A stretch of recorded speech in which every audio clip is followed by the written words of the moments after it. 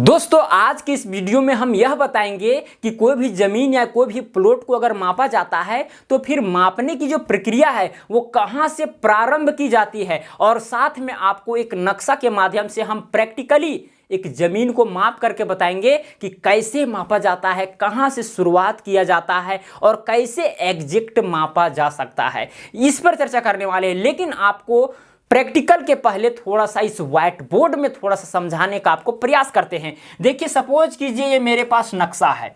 देखिए, यह एक जमीन का नक्शा है, कोई गांव का नक्शा है, कोई खसरा का नक्शा है कि नहीं। इसमें बहुत सारा जमीन है, कोई यहाँ पर है, कोई यहाँ पर है, बहुत सारा जमीन है, एकदम पूरा इधर समझिए पूरा जमीन ही है।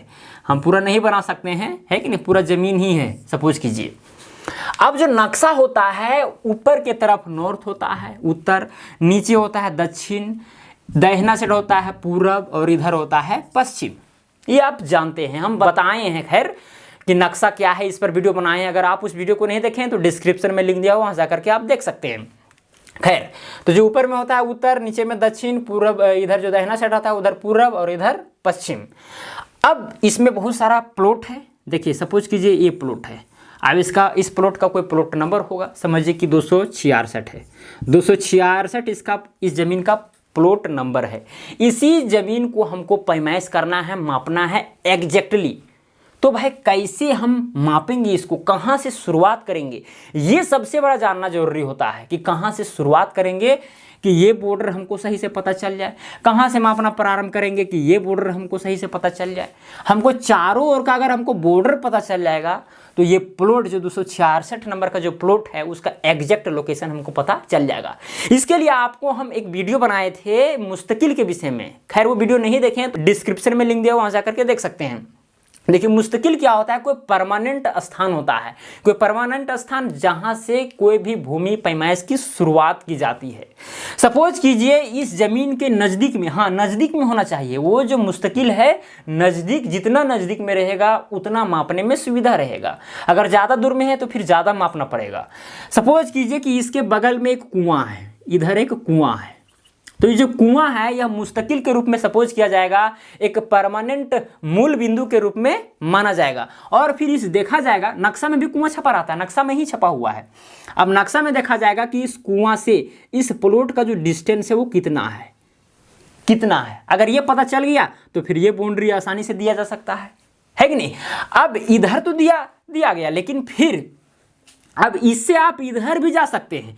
अब देखना पड़ेगा कि भाई जो कुआं है, इस कुआं से इस बाउंड्री की लंबाई कितना है, तो यहां से यहां तक माप देंगे पूरा, तो ये बाउंड्री भी पता चल जाएगा।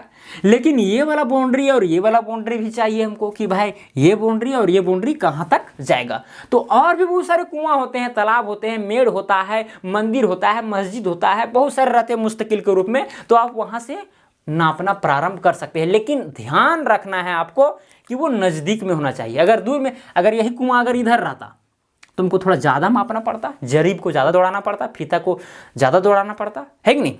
तुमको देखना पड़ेगा नज़दीक का मुस्तकिल को। खैर, आप ये समझ गए होंगे। अब सपोज कीजिए यहाँ पर ये जो आप देख रहे हैं ये समझिए तालाब है। क्या है? तालाब है। ये तालाब है और ये भी एकदम मुस्तकिल के रूप में माना जाता है, एक परमानेंट स्थान के रूप में माना जाता है। अब इस जमीन के ये नज़दीक में तालाब है, तो हम देखेंगे कि भाई ये जो जमीन है, जमीन और इस तालाब के बीच का डिस्टेंस कितना है, कितना दूर पर है। अब यहाँ से फीता मापना प्रारंभ करेंगे और यहाँ तक आएंगे और पता चल जाएगा कि ये बाउंड्री इस तालाब से कितना दूरी पर है।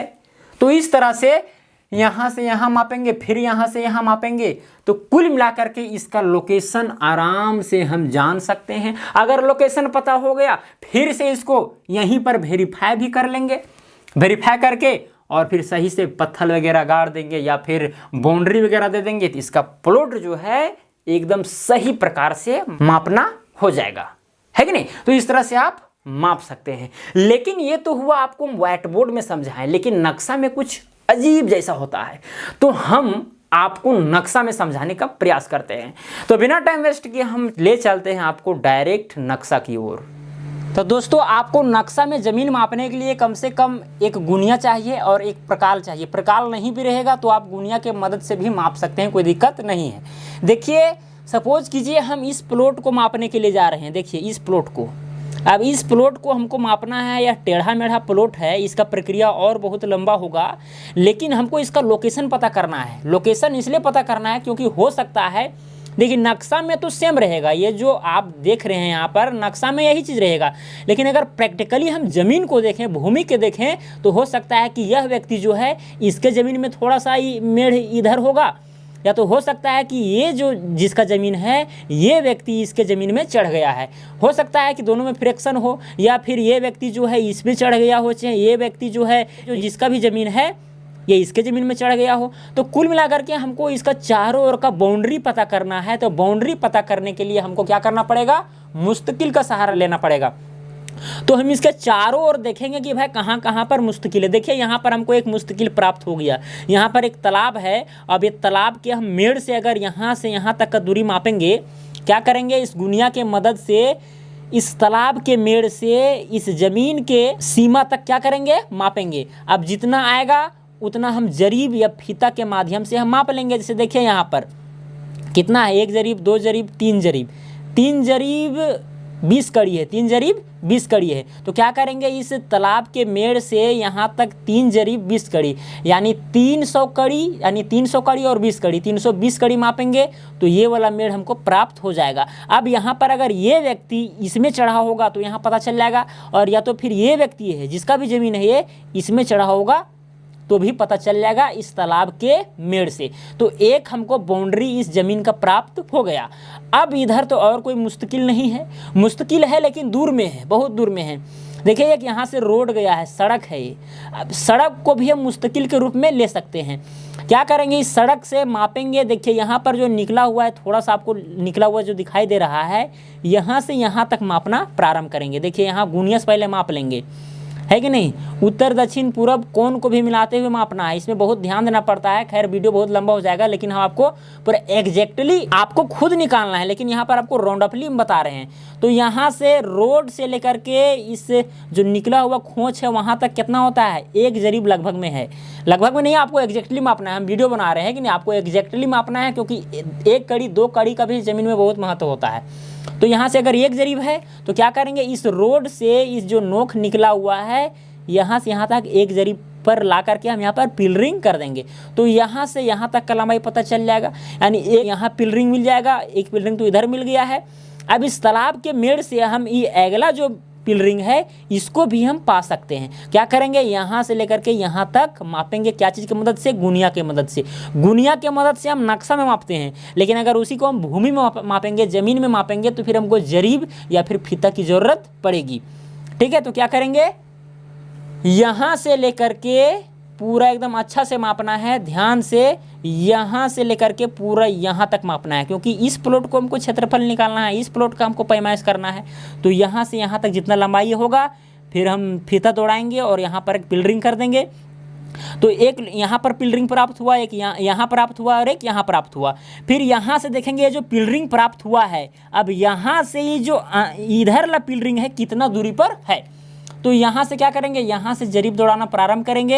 यहाँ से पहले गुनिया से माप लेंगे, देखेंगे कि भाई 2 जरीब 3 जरीब, 3 जरीब 20 40, यानी 3 जरीब 40 कड़ी, यानी 340 कड़ी है। तो यहाँ से 340 कड़ी माप लेंगे।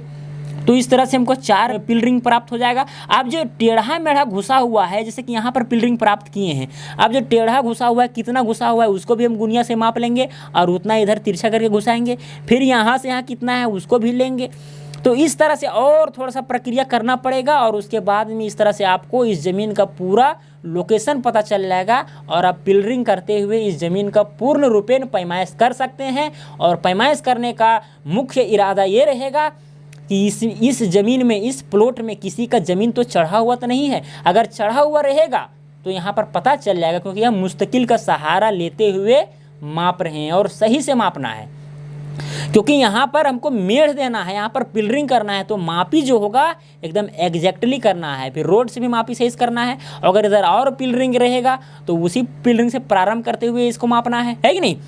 फिर यहाँ से यहाँ पर टेढ़ा मेढ़ा है तो इसका भी थोड़ा सा प्रक्रिया है कि नहीं। फिर यहाँ से यहाँ मापिएगा, फिर यहाँ से कितना घुमा हुआ है इसको भी आप माप लीजिए, ठीक है। यहाँ से यहाँ तक कितना दूरी पर है, सब मापते हुए आप इस तरह से कर लीजिएगा। मैंने बहुत सारा वीडियो बनाया है, आप इस चैनल के साथ जुड़ जाइए, आपको हर जानकारी मिल जाएगा। और ये जो टेढ़ा मेढ़ा जो है जितना भी है सबका आप क्षेत्रफल निकाल सकते हैं और पैमाइश ढंग से कर सकते हैं, अगर आप इस चैनल पर हर वीडियो को देखते होंगे तब की बात कर रहे हैं।